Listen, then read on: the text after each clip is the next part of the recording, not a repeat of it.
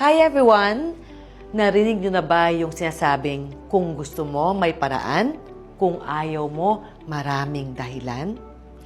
Applicable yan in most instances, mapa-love life, negosyo, or overall success sa life.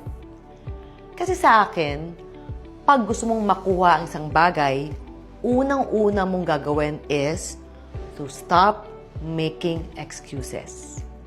The minute na sinabi mo sa sarili mo na, hindi ko kaya, wala akong oras, busy ako, well, guess what? Hindi mo nga kaya. Wala kang ang oras. Busy ka nga. You decide your outcome. Ikaw. Not your environment, not your circumstances. Ikaw lang. Kaya kung gusto mong mag-succeed, importante ang sinasabi mo sa sarili mo. Pag